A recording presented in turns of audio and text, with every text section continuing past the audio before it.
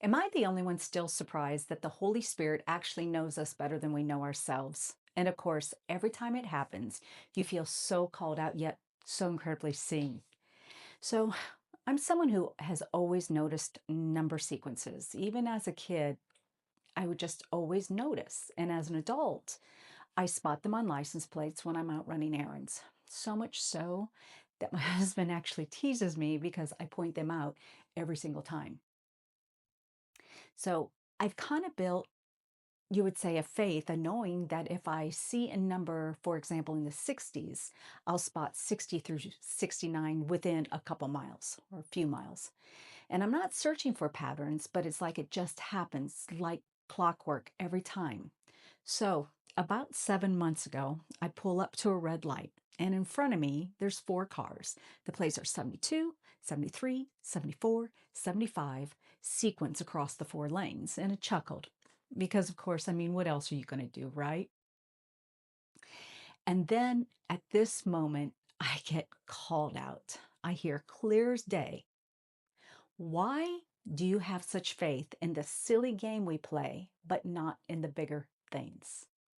And of course, in typical Annette fashion, I immediately blurt out, because this doesn't matter, because it doesn't.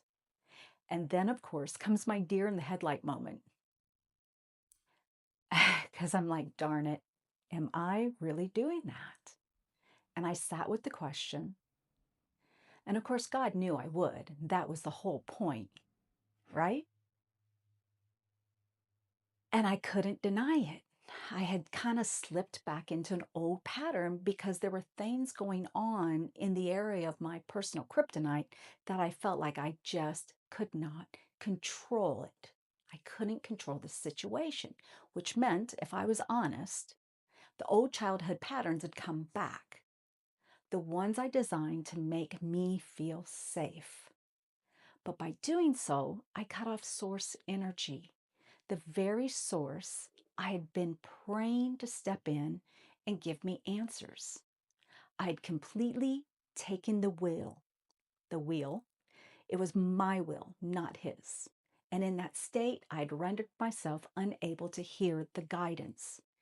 And of course, in typical human fashion, I felt abandoned. And then came my Matthew 26 moment. If God takes care of the birds, why would I think he wouldn't take care of me? The birds don't have the me, myself, and I survival protocol like I did. They don't contract. They don't grab the wheel.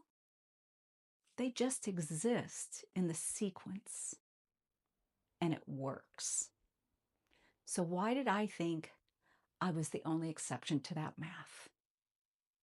Light bulb, right? He wasn't withholding. I was withholding from myself. And in hindsight, I now realize God wasn't playing a numbers game with me.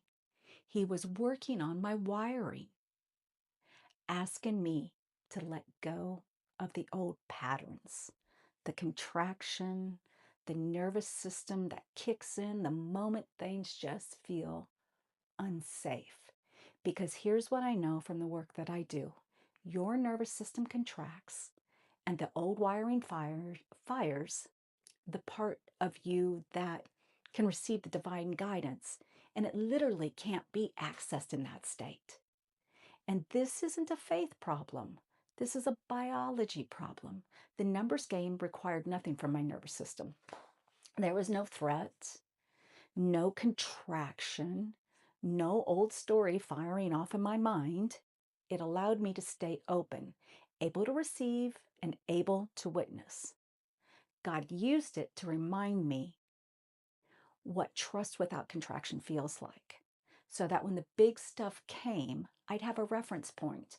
I'd know what it felt like to be a witness instead of a force.